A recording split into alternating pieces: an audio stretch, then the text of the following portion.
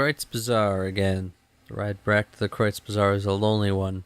This trading car smells a little better than the one you rode in on. It isn't great, but at least it doesn't leave you gagging. Still, things are looking up. You've helped Blitz pull himself out of hot water, and with any luck at all, you'll never have to set foot in Jorgenkippe again. After a long, boring trip, the car rattles to a stop. The doors slide open. You're home.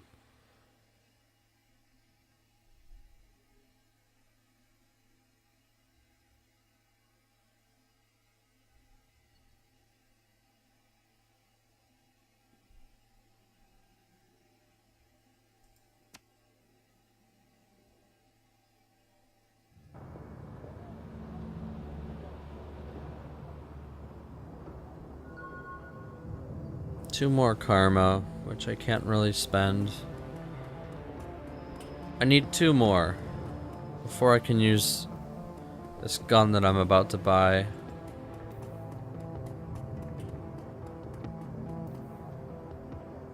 I've got cash, gimme weapons. SMG, here's the SMGs. And of course all the good ones are out of my price range. Sell items.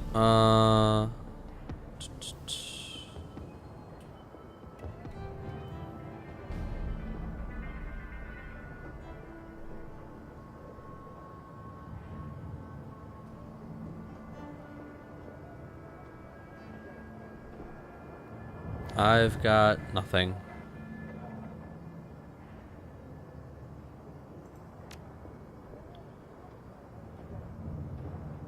I've got nothing but stuff I wish I could buy.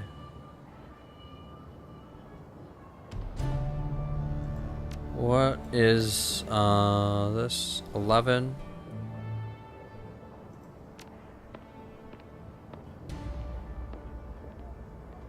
Well, there's not too much of a difference.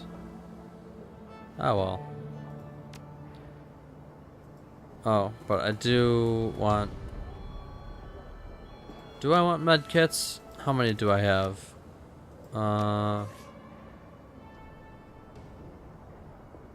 That's enough. No, I'll buy one more.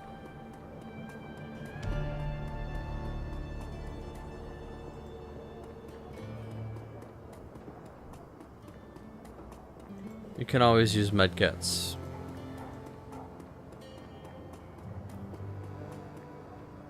Never a reason not to buy more.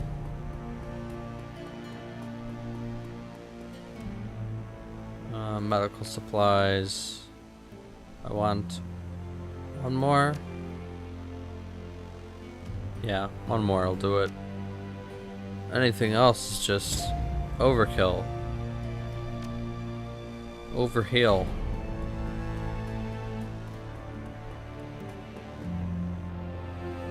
Alright, and...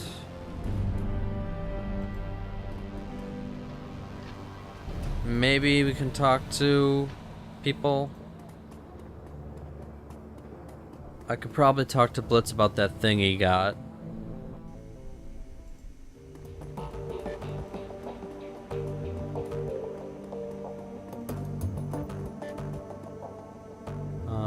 Where is he? There he is.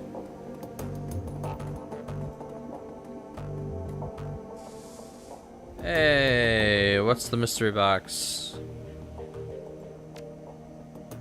Thanks, Chief. Let's plug this puppy in and see what he does. Series of deft motions. Blitz pops the plastic cover on an unused expansion slot in his cybertech and slides the mystery box home. A recessed LED light in the box goes from red to green. He boots up the deck, staring out the code that scrolls across its integrated display. Huh, well this is weird. The data hard-coded into this thing is jam-packed with comlink software. It looks like it has protocols for all of the major brands, sysadmin level tools too. And there's something else. What is it? Slowly a smile spreads across his face. This thing is like a master key for communication systems. With this box plugged into my deck, I could hack the comlink of just about everyone and anyone in the same room as me. How is that useful? Use your imagination, Chief. Just about every security goon in Berlin is wired to a comm system of some kind or another. If I can hijack these comms, then I can cause all sorts of confusion in the ranks of our runs. This is one hell of a toy. I can see why Grinder wanted it.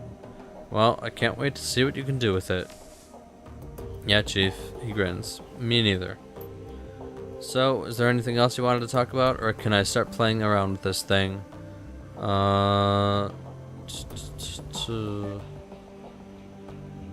that vault door really an accident, or were you trying to murder me? Of course it was. I'm shocked that you would even ask. What did you think, I'd purposely strand you in a bank vault? What kind of asshole would I have to be to do that? If that wasn't a part of your plan, then it was an oversight of epic proportions. You can see how that isn't much better, right? Come on, Chief, like you've never made a mistake. How can you lambast me all... Look, you can lambast me all you like. Aside from that one little detail, the plan was perfect. I'm proud of my performance there. Okay. How's the Emil thing going? Any luck with the search? Yeah, actually, I've made some headway. For the first time in a year, I've got a solid lead. Thought I'd looked everywhere. Between my contract and myself, I scour all of M's old haunts, both in the meat space and the Matrix. But what I never thought to do was dig for clues in my own cyberdeck. It seems so obvious now, but back then I couldn't see it. I mean, she was running from me, right? So why would she leave any breadcrumbs for me to find? Anyway, I did some housekeeping and I discovered something. On the morning that Emily disappeared, some information vanished from my cyberdeck as well. She did a good job of covering her tracks, but I can see the signs. She grabbed the file and ran. End of story. What kind of data were we talking about? No idea, Chief. I grabbed it on a lark when me and Emily were goofing around in the Matrix. The file was encrypted all to hell, but I could never get it to open. I only took the damn thing because she told me not to. She said that security would be too tight and that I'd get myself killed, but I waltzed in in there and took it all the same. You should have seen me, Chief. It was a thing of beauty. I don't think I've ever been as much on my A game as I was that day. Where'd you take this data from? Corporate database, you know. No big deal. Tell me which corporation, Blitz. Oh, you know, no one important. Blitz continues smiling at you for a few seconds, then looks away. I stole the file from Az Technology. A tinge of red crawls into Blitz's cheeks. He shuffles his feet. In hindsight, it might not have been the best of ideas. You don't mess with the Azzies, Blitz. Everyone knows with that. Yeah, I guess. Emily wasn't too impressed either. Our only really big fight was over that stupid file. Anyway, time passed. Eventually we made up and laughed the whole thing off. Or at least I thought we did. Truth be told, I forgot all about it until I realized the data had gone missing. Okay, so the love of your life took your encrypted file and bailed on you. What are you going to do about it? I don't know, Chief. This whole incident has me rethinking a lot of things. What if she took the file to protect the Azzies? What if she's with them? I gotta admit, this has me worried. I'm even more torn up now than I was before. You eat your gaze and you can see the concern gnawing at him. I don't know what to do, but I'm open to suggestions.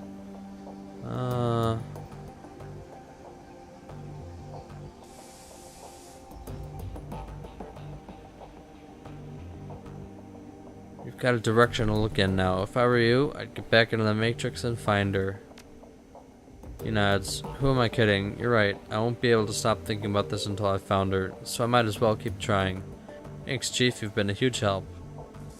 Let me know how it turns out. I will, Chief. I will.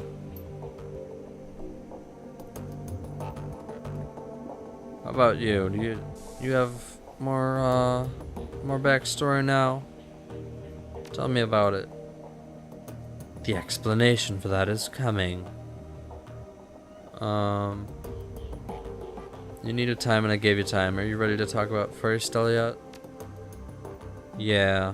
Gloria looks troubled, more so than you've ever seen her before. Whatever memories she's dredging up must be exceedingly painful. I'm not gonna lie, I haven't been looking forward to this, but yeah, it's time. Analog, look, I'm about to tell you some things about myself that might change your opinion of me. It's entirely possible that you're going to hate me based on what's coming up next. I've accepted that, and if that's what happens, I sincerely believe that I deserve it. She looks you in the eye, her expression grim.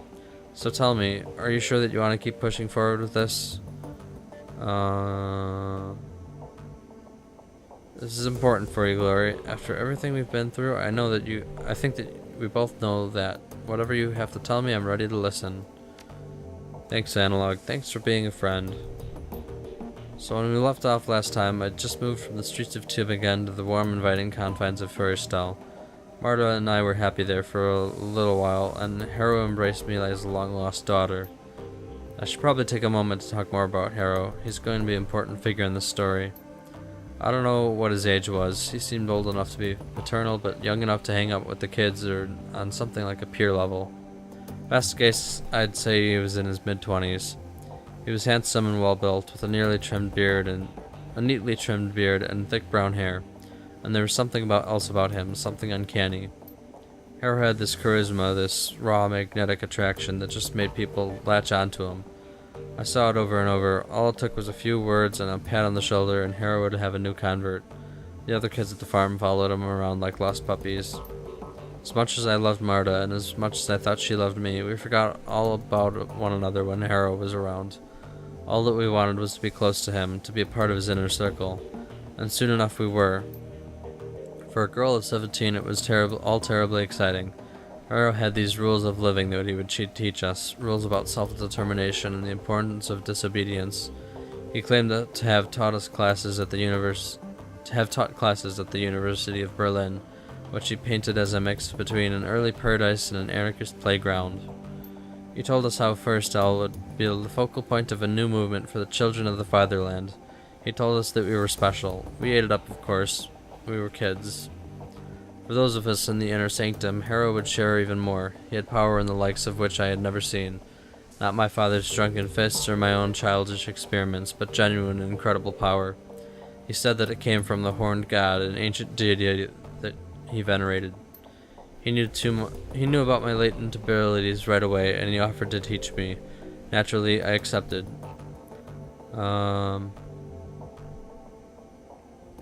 I've heard of the Horned God. His followers have a poor reputation, especially among women. Any bad reputation that they might have gained is well deserved, but there was more to it than that, as you'll see. Glory sighs. Hang with me, Analog. Rough waters ahead. So I became Harrow's apprentice. He taught me how to channel magic and summon spirits. He taught me rituals and pagan traditions, Machiavellian philosophy and Nietzschean ethics. Above all, he taught me to connect with his horned god, and through it I learned power and arrogance, and it was all downhill from there. For the next few years, I lived at Furistal as Harrow's enforcer and right-hand girl. I was also his sometimes wife and concubine, but that was a distinction that I shared with all of the girls in the commune, including my beloved Marta. I came to learn that she had been his long before she met me, but by that point I didn't care. I'd embraced the rules of living. I was Harrow's creature through and through. I didn't ask questions, and I walked the path that was in front of me. Other fun facts about those years: I learned cruelty. I had power now, and my new idol encouraged me to use it. Harrow did the same. Any children who didn't pull their weight were subjected to my tender mercies, and I was anything but tender. I took what I wanted rather than asking for it. I liked it. It was fun. I also came to learn that Harrow's horned god was not the Iron Fist worshipped by throwback cults along Germany. It was certainly a god with horns, but it came from an altogether different tradition. Care to hazard a guess? Educate me. Oops. Satan, Lucifer, Old Scratch. In the magically affective community, we referred to it as the adversary. Whatever you choose to call it, it's every bit as bad as it sounds. So my idol, the ancient deity that was feeding me my power, was the antithesis of everything that is right and good. And you know what? I didn't care. In our time together, Harrow and I committed more atrocities than I could count. At this point, I was onto all of his tricks. I knew that Furistal was nothing more than a honey trap, carefully designed to lure local children into my master's clutches. I knew that the kids who seemed resistant to Harrow's brainwashing techniques wound up fertilizing the garden. I knew that Harrow's entire manifesto was bullshit. And I knew that through it all, Harrow and the adversary were laughing because I was laughing right there beside them. I don't want to pin the blame for my decisions on anyone but me. That said, I would like to posit that my father's connection to the Kreutzritters might have helped play into my willingness to serve the adversary. In my warped, indoctrinated little brain, I equated the church with evil, so the opposite of that, I figured, had to be, well, if not good, then at least not totally bad. But I was kidding myself, of course. My new duty was the very definition of bad. Serving it made me bad. End of story.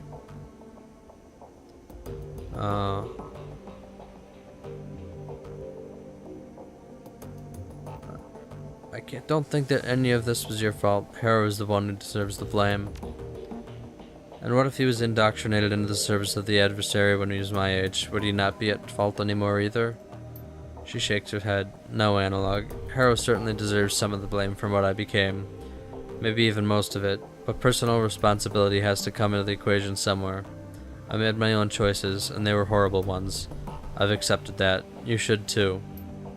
Glory pauses for a moment to collect herself. She looks haggard and her pale cheeks are flushed blood red. She swallows hard, then presses forward.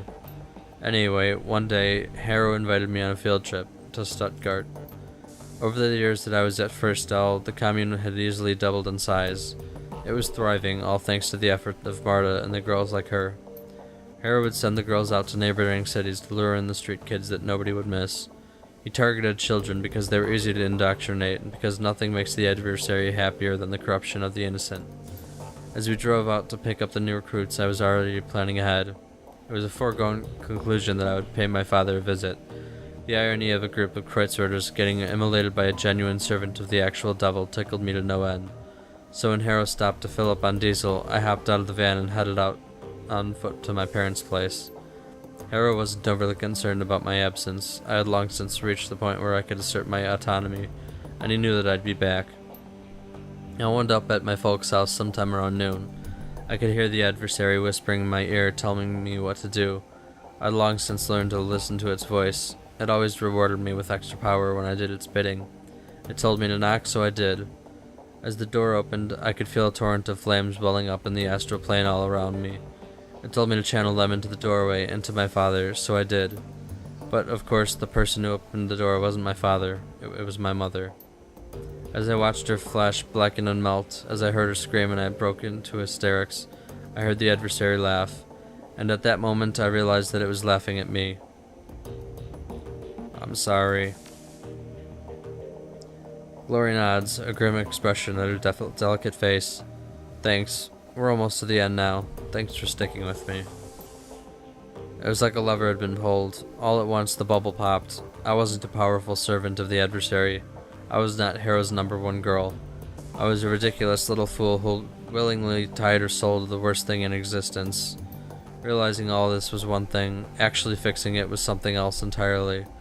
I knew that I had to get away from Harrow. That was the first thing to do. So I bit my lip and did my best to ignore the happy babble of the new recruits on the trip back to Forrestal, and I managed to get through the ride without screaming. Once we were back at the commune, I broke into Harrow's safe, stole all the commune's resources, and ran. I don't know when Harrow realized what I'd done or whether he even cared. All that I know is that nobody came after me, so I kept running and running until I got to Berlin. Getting past the wall was fairly simple. You know how easy it is to obtain falsified papers. The biggest obstacle that I faced during my flight was the adversary itself. I could run from Harrow, but how do you run from something that's tied to your own soul? Oh God, Glory. The haunted look in Glory's eyes is heartbreaking. She gives you another curt, grim nod. I walked into the office of the first street doc I could find, pointed at all the biggest, bulkiest pieces of cyberware that he had on display, and told him to put them into me. He tried to upsell me on the better merchandise, arguing that what I was asking for was old and inefficient, better suited to be installed in a museum than a body. He told me that I'd be shredding my essence, and that once it was gone I'd never be able to get it back. I stuck to my guns. After all, shredding my essence was the whole point. Glory looks up at you. Her eyes are sunken and hollow, and the aura of loss was about her is palpable. She looks like a woman who has been through hell. That's all for now, Analog. You've heard the tale. You know I am the way I am. You know all the things I've done and how much I have to atone for. If you still want my company, fine. If I've lost your friendship, I understand that too. But for now, I need to be alone. That's rough. That's also a good story. Hey boss, you need something. Any updates on Alexander? Nothing new, boss. He's adjusting. It's gonna take him some time. I was thinking about what you told me earlier. You said that your idol was gonna make you pick a fight that you couldn't win. He shrugs. It's bound to happen eventually, probably sooner rather than later. Is there something you can do to stop that from happening? Well, that's the point. He doesn't want to do that.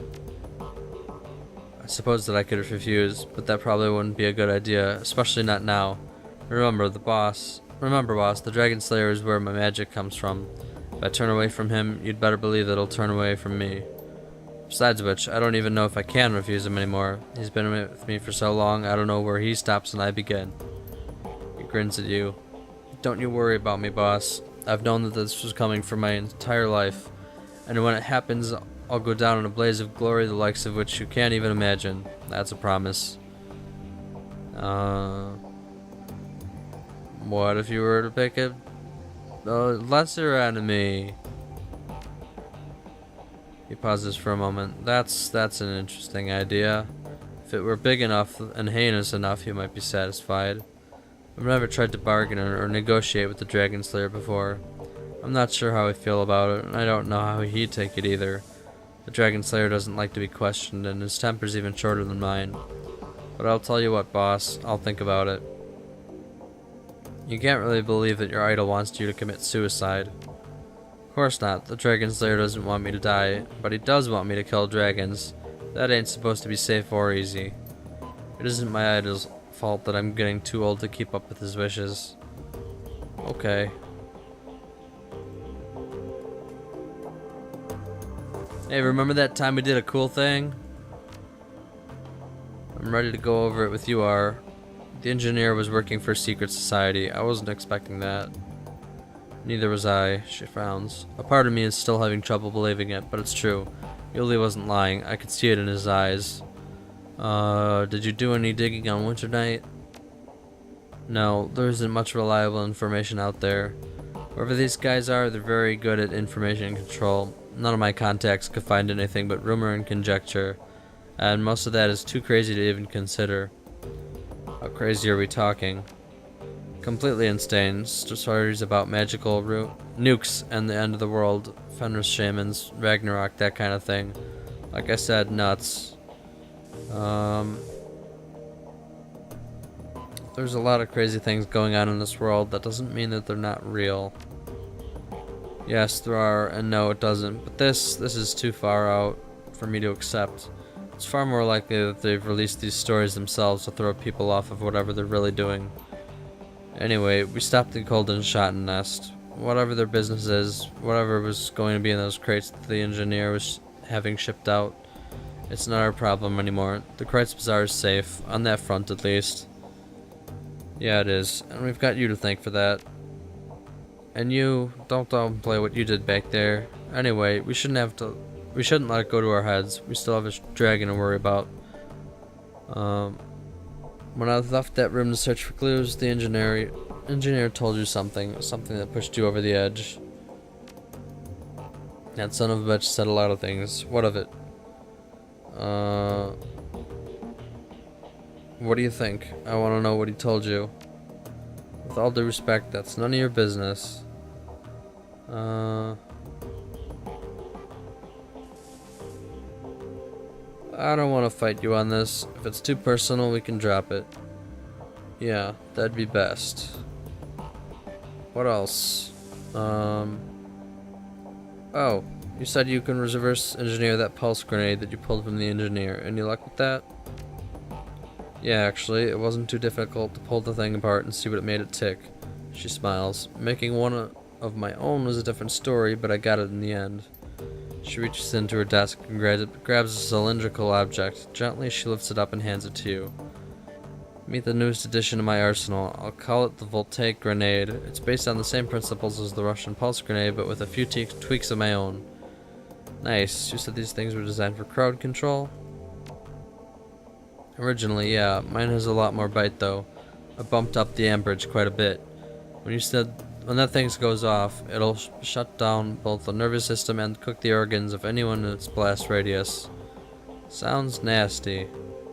She nods and tucks the weapon back into her desk. It is. You wouldn't want to be on the wrong end of one of these.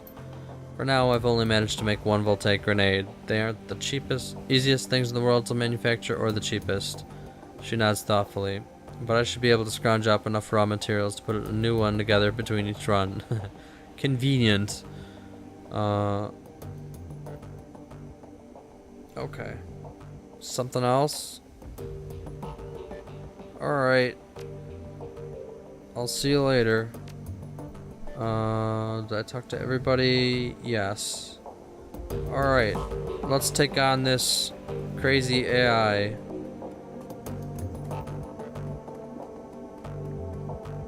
At least I don't think there's anything else.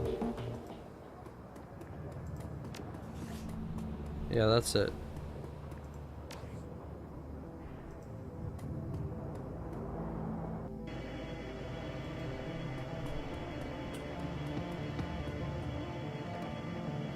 Where would you like to travel? Let's go to the Apex building. Okay. Oh, Dante's. Oh, hey, a bunch of people. I have to pay for them. We want Iger, of course. We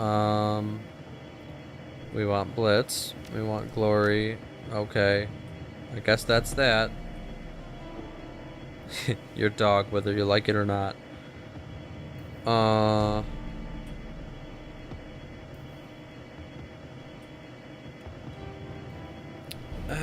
I'm wondering if we should take Blitz. I mean, we're going to the AI headquarters backdoor place, so kinda need them, right?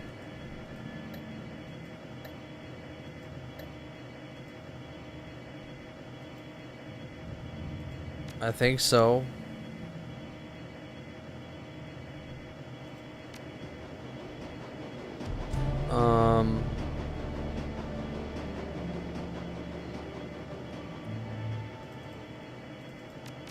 I can't change their equipment. Oh well. Well, I guess I'm glad that I didn't buy a bunch of stuff for everybody. And I guess I can sell all those other guns that I don't use. Okay.